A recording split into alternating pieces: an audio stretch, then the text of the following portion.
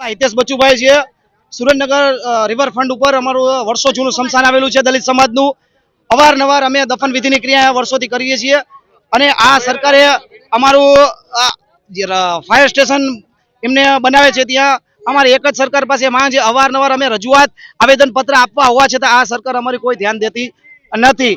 અને આજે હાલ અમે રોડ ઉપર રિવરફ્રન્ટ ઉપર ચક્કાજામ કરી અને રોડ બંધ કરાવ્યા છે. અમને આ કોઈ તાનાશાહીમાં આ સરકારમાં કોઈ અમારું ધ્યાન દેતું જ નથી.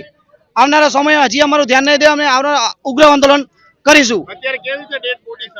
અત્યારે ડેડ બોડી જવાની કોઈ સ્થિતિ જ નથી. અહીંયા ખાડા મોટા કરેલા છેલ્લા 1.5 મહિનાથી કરેલા છે. અને આ સરકાર એવું આ ઘણી જગ્યા એવી છે કે જ્યાં સરકાર ફાયર સ્ટેશન બનાવી શકે છે તો છતાં એ સ્મશાનના ગેટની સામે જ એ દિવાલ કરી અને ફાયર સ્ટેશન બનાવવાનો એમનો પ્લાન છે. બરોબર છે. આ વર્ષો જૂનું દલિતોનું છે તો અમે ક્યાં બાળીએ? અમે કલેક્ટર કચેરી આવી અહીંયા દફન વિધિ કરીએ. આ અમારો મેન મુદ્દો આ છે અને આ સરકાર કોઈ નોંધ લેતી નથી. મારું નામ વાળા હિંમતભાઈ દાનાભાઈ વાળા છે. બરોબર. અમે ઘણા દોઢ મહિનાથી અમે છેલ્લા આ પ્રશ્ન માટે દોડી છીએ. અમને પ્રોપરલી જવાબ મળતો નથી કે તમે મામલતદાર પાસે જાઓ, કલેક્ટર પાસે જાઓ કે આ જગ્યાએ જાઓ. અમને પ્રોપર જવાબ મળતો નથી. છેલ્લે સાહેબને કલેક્ટર સાહેબને અમે મળ્યા. કલેક્ટર સાહેબે કીધું કે ભાઈ હું ઘટના સ્થળ ઉપર આવીશ. કોઈ આવ્યું નથી. અને અમે છેલ્લે કીધું કે ભાઈ આ કાલવારે અમે આંદોલન કરશું, એની તમામ જવાબદારી તમારી ઉપર રહેશે. જેથી કરીને હજી અમારા પ્રશ્નનો નિકાલ આવ્યો નથી.